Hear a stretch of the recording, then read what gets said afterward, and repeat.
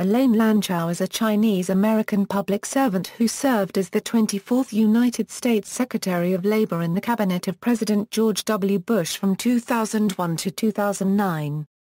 She was the first Asian Pacific American woman and first Chinese American to be appointed to a president's cabinet in American history. Chao was the only cabinet member to serve under George W. Bush for his entire administration. Childhood and education. Elaine Chao was born in Taipei, Taiwan. The eldest of 6 daughters, Chao was born to Ruth Mullen Chu Chao, a historian, and Dr. James S. C. Chao, who began his career as a merchant mariner and later, after getting established in New York, built a successful shipping company. Unregistered trademark's parents had fled to Taiwan from mainland China after the Chinese Communists took over after the Chinese Civil War in 1949. Chao attended Taipei Unregistered Trademark's Sizing Elementary School in kindergarten and first grade. Chao, her mother and 2 younger sisters came to the U.S. aboard a freight ship in 1961, when she was 8 years old. Her father had arrived in New York 3 years earlier after receiving a scholarship. It took 3 years for her father to save enough money to pay for his familiar unregistered trademark's passage from Taiwan and for visas to be obtained for them. Chao went to Syosset High School. Chao received her B.A. in economics from Mount Holyoke College in 1975 and her MBA from the Harvard Business School in 1979. In addition, Chao has received 34 honorary doctorate degrees. Career. Ronald Reagan and George H.W. Bush administrations. Chao applied for and was granted a White House Fellowship in 1983 during the administration of President Ronald Reagan. In October 2013, Chao told a game show audience that the fellowship was part of a special program with her then employer Citigroup, for whom she had worked 4 years. They selected outstanding performers within the bank and gave them an opportunity to support them for a stint in the government, Chao said. In 1986, Chao became Deputy Administrator of the Maritime Administration in the U.S. Department of Transportation. From 1988 to 1989, she served as Chairwoman of the Federal Maritime Commission. In 1989, President George H.W. Bush nominated Chao to be Deputy Secretary of Transportation. From 1991 to 1992, Chao was Director of the Peace Corps. She was the first Asian Pacific American to serve in any of these positions. She expanded the Peace Corps' presence in Eastern Europe and Central Asia by establishing the first Peace Corps programs in Latvia, Lithuania, Estonia, Poland, and other newly independent states of the former Soviet Union. United Way and Heritage Foundation. Following her service in the government, Chao worked for 4 years as President and Chief Executive Officer of United Way of America. She is credited with returning credibility and public trust back to the organization after an embarrassing financial mismanagement scandal involving former United Way of America President William Aramini. From 1996 until her appointment as Secretary of Labor, Chao was a distinguished fellow with the Conservative Heritage Foundation, a Washington think tank. She was also a board member of the Independent Women's Forum. She returned to the Heritage Foundation after leaving the government in January 2009. Labor Secretary. Under Secretary Chao, the department undertook a significant regulatory and legislative reform agenda. In 2002, a major West Coast ports dispute costing the U.S. economy nearly $1 billion daily was resolved when the department successfully instituted the Taft-Hartley Act for the first time since 1971. In 2003, for the first time in more than 40 years, the department updated the labor union financial disclosure regulations under the Landon-Griffin Act of 1959 to provide rank-and-file members enhanced information on union finances. In 2004, the department issued significant revisions of the white-collar overtime regulations under the Fair Labor Standards Act.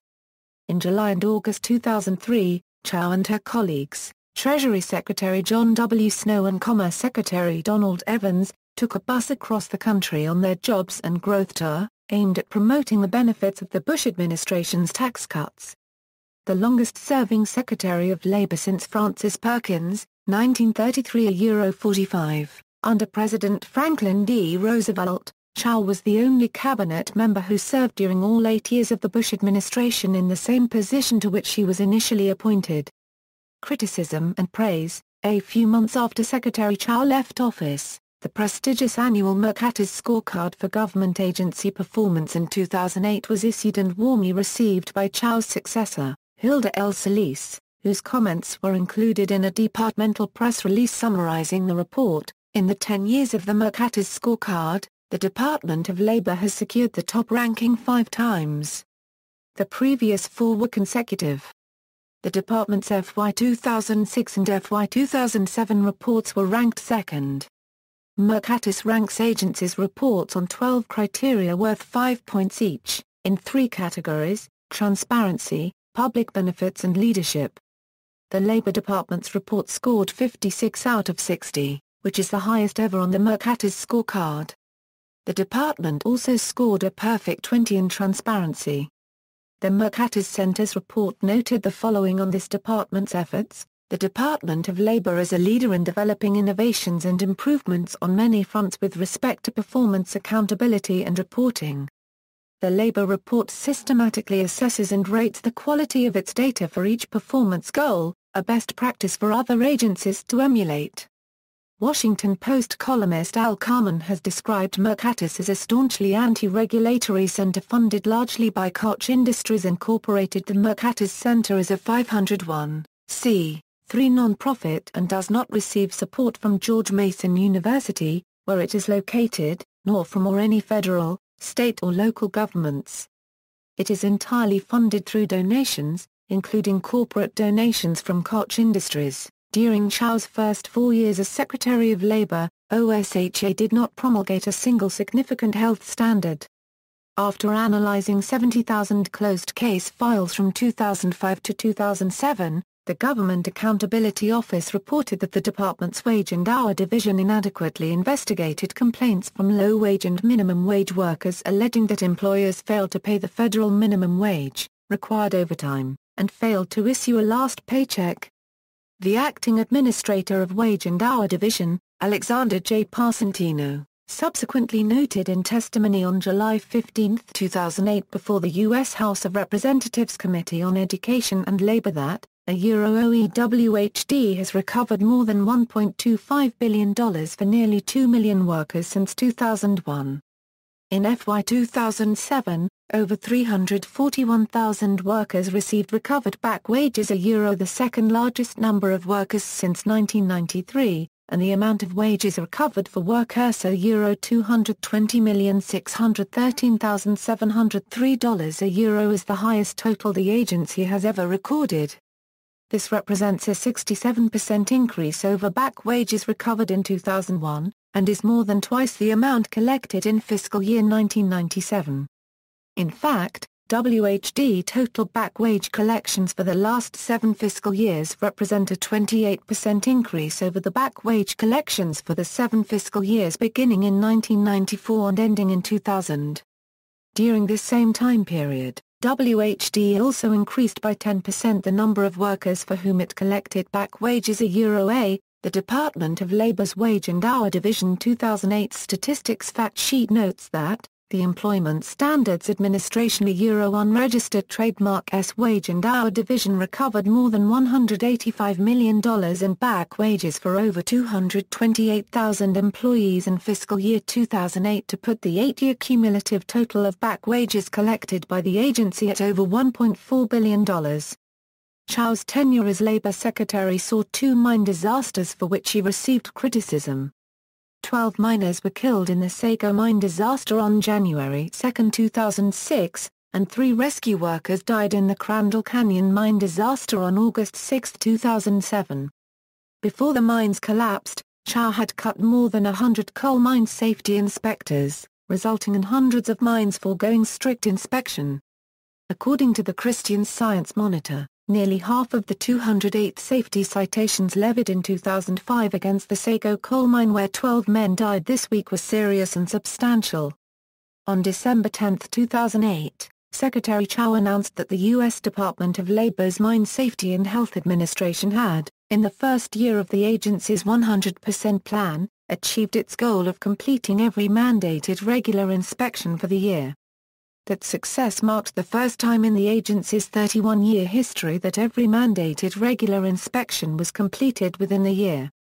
A 2008 report by the department's Inspector General found that despite implementation of the Mine Improvement and New Emergency Response Act of 2006, mine safety regulators did not conduct federally required inspections at more than 14% of the country's 731 underground coal mines during the previous year. The number of worker deaths in mining accidents more than doubled to 47. A 2009 internal audit appraising an Occupational Safety and Health Administration initiative under the Bush administration to focus special attention on problem workplaces revealed that OSHA employees failed to gather needed data, conducted uneven inspections and enforcement, and sometimes failed to discern repeat fatalities because records misspelled the company's names or failed to notice when two subsidiaries with the same owner were involved, resulting in preventable workplace fatalities. OSHA enforcement statistics for fiscal year 2007 revealed that injury and illness rates were at record lows. The total recordable and days away restricted case rates continued to decline, indicating that fewer American employees encountered safety or health hazards resulting in serious injuries or illnesses. The rates for calendar year 2007, reported on October 23, 2008, were lower than the previous year, and thus, were the lowest rates that BLS has ever reported. Not only has the rate at which employees experienced a recordable injury decreased by 16.0% since calendar year 2003, but also the days away restricted case rate, the measure of cases in which employees were absent from work, restricted, or transferred as a result of a workplace injury or illness, has declined by 19.2% over the same period. In releasing the OSHA enforcement data for fiscal year 2008, the Department of Labor's then acting Assistant Secretary for OSHA, Thomas M. Stochler, observed that, according to preliminary numbers for 2007, the workplace fatality rate has declined 14% since 2001, and since 2002, the workplace injury and illness rate has dropped 21%, with both at all-time lows.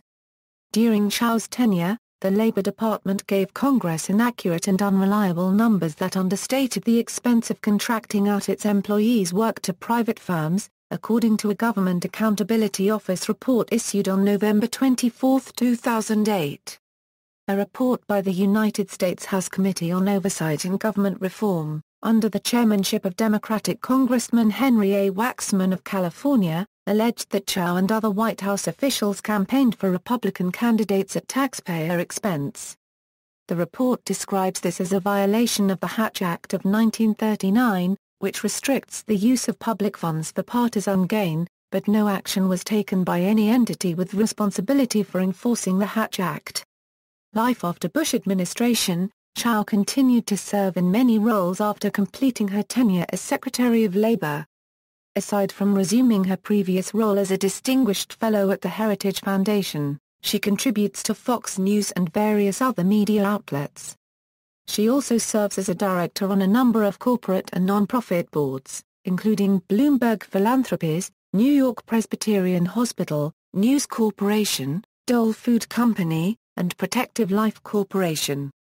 In June 2011, she was awarded the Woodrow Wilson Award for Public Service. Both in 2011 and 2013, Chao attended Shanghai signing ceremonies for Capesize bulkers launched by Foremost Group. At both ceremonies Chao spoke publicly about China-United States relations. At the latter ceremony, Chao said, "This is a very special time for U.S.-China relations. It's the start of President Obama's second term, and this is of course the start of President Xi Jinping's new administration. The U.S.-China relations is among the most important bilateral relationships in the world. And as such, there is no other alternative but to have a harmonious and a cooperative relationship. As with any relationship, there are bound to be ups, downs, disagreements, but in the overall scheme of things, in the overall direction, for the benefit of the world, US and China must get along, and must find a way to do so." In 2013, Chao recorded a motivational video aimed at inspiring Asian American children. Chao's message ended as follows. You know, everybody talks about being happy these days. And I guess my secret to you is that happiness comes from you. It does na euro unregistered trademark T come from outside, and it does na euro unregistered trademark T come from other people. So you have the power to decide within yourself whether you want to be happy or sad. Even when bad things are happening, you have the choice to either handle it well with courage, fortitude, or you can just completely give up. So you have that power to either be happy or to be sad. And I would suggest that you always choose to be happy. Be brave when bad things happen. And be able to handle any situation that comes along with great courage and great fortitude. That will make you happy. Family. In 1993, Chao married Mitch McConnell, who is the senior United States Senator from Kentucky and the incoming Senate Majority Leader of the United States Senate. Notes and references. External links. Elaine Chao's official website, Elaine Chao Wells Fargo Director Profile, Heritage Foundation Profile, Elaine Chao History at Department of Labor, Commencement Address at DePaul University. May 19, 2002, Elaine Chao Video produced by Makers, Women Who Make America.